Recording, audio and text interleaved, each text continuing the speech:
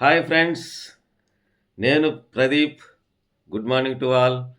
So second day morning voting polls రిజల్ట్స్ని ఒకసారి పరిశీలిద్దాం. సో రాత్రికి రాత్రే ఓటింగ్లు అయితే చాలా మార్పులు జరిగాయి. కారణం ఏంటంటే వాళ్ళకి సింపతి కావచ్చు, లేదా గేమ్స్ కూడా బాగా ఆడారు. ఆ గేమ్స్ ప్రభావం కూడా వాళ్ళ మీద పడిందనేది క్లియర్ కట్‌గా మనకు అర్థమవుతుంది. సో, అది గాకుండా బ్యాక్ పిచ్చింగ్‌లు చేయడం వల్ల మిగతా వాళ్ళు కూడా వెనకబడడం అనేది కూడా జరుగుతా ఉంది. సో, మనం ఒకసారి పరిశీలిద్దాం. సో, దానికంటే ముందు ఖచ్చితంగా లైక్ చేయండి, షేర్ చేయండి, సబ్స్క్రైబ్ చేయండి. బెల్ ఐకాన్‌ని యాక్టివేట్ చేసుకుంటే నేను చేసే ప్రతి వీడియో కూడా మీకు నోటిఫికేషన్ రూపంలో రావడం జరుగుతుంది. సో, కొత్త యూట్యూబర్‌ని నన్ను ఎంకరేజ్ చేయండి. లైక్ చేస్తే ఎక్కువ మందికి రీచ్ అవుతుంది. ఇంక మన ఓటింగ్ పోల్స్ చూద్దాం. అఫీషియల్‌లు ఎలా ఉంది? అనఫిషియల్ ఎలా ఉంది? అఫిషియల్‌లో ఎలా ఉందనేది నాకు తెలిసిన సమాచారం ప్రకారం చెప్తాను. ఆహ్, ముందు అనఫిషియల్ పోల్స్‌లో గనుక మనం చూసినట్లయితే యాజ్ యూజువల్‌గా నిఖిల్ 22 యెస్ 22-23% ఉన్నాడు. విష్ణుప్రియ అసలు నువ్వా నేనా అన్నట్టుగా ఆ అమ్మాయి ఉంది. రాత్రి గేమ్ గూడా గెలిసింది. చాలా హుషారుగా గూడా ఉంది ఇప్పుడు. ఆ అమ్మాయి హౌస్‌లో అందరితో ఇంటరాక్ట్ అవ్వడం గాని, జోకులేయడం గావచ్చు, తర్వాత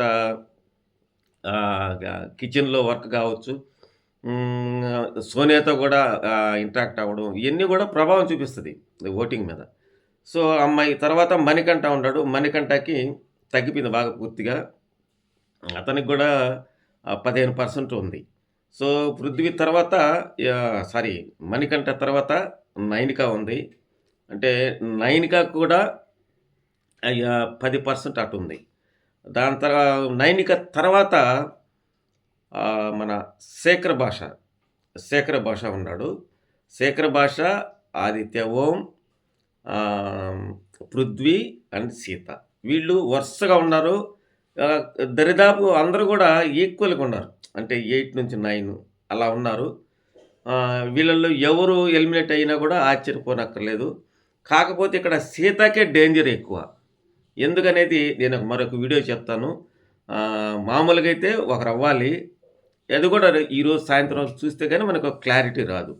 ఇక్కడ అఫిషియల్ పోలింగ్‌లో చూస్తే మాత్రం విష్ణుప్రియ 24% ఉందట. ఆహ్, మా నిఖిల్‌కి 22%, మణికంఠకి 15%, తర్వాత ఫోర్త్ ప్లేస్‌లో నైనిక ఉంది 12%. ఆహ్, తర్వాత పృథ్వీ ఉన్నాడక్కడ. పృథ్వీ 10% ఉంటే ఆదిత్య ఓం 9, అదేవిధంగా ఆదిత్య ఓం తర్వాత శేఖర్ భాష, ఆ తర్వాత సీత ఉంది. ఇది అక్కడ ఉండేటువంటి క్రానికల్ ఆర్డర్. సో, వీళ్ళల్లో ఎక్కువగా సీతకే డేంజరు. ఎందుకంటే ఆహ్, చాలా కారణాలున్నాయి సీతని ఎలిమినేట్ చేయడానికి. ఇంతకుముందు కూడా మన టీవీ9 ఆ అమ్మాయి వల్లి అనుకుంటాను. ముందు పేరుంది. ఆ అమ్మాయి కూడా ఇట్లాగే స్ట్రాంగ్‌గా మాట్లాడేది. సీత ఎలా స్ట్రాంగ్‌గా మాట్లాడేదో అలా మాట్లాడేది. కానీ సీత ఇంకా స్ట్రాంగ్‌గా మాట్లాడుతుంది. గేమ్స్ బాగా ఆడుతుంది. ఆహ్, న న న మ నిన్న చూపించిన ఎపిసోడ్‌లో కూడా గేమ్స్ ప్రకారంగా ఆ అమ్మాయి చాలా యాక్టివ్‌గా పార్టిసిపేట్ చేస్తుంది. తన మాట గట్టిగా ఇనిపిస్తుంది. సో, మొత్తానికి ఆ అమ్మాయి ఎలిమినేషన్ పరిస్థితి ఎదుర్కొంటుంది. ఆ అమ్మాయి ఫ్రెండ్స్ ఎవరన్నా ఉంటే ఖచ్చితంగా ఓట్లు వేయండి. పీఆర్ టీమ్ డల్‌గున్నట్టుంది దీన్ని బట్టి చూస్తా ఉంటే. సో, ఫ్రెండ్స్ మరొక వీడియోతో మీ ముందుకొస్తాను. Thank you very much.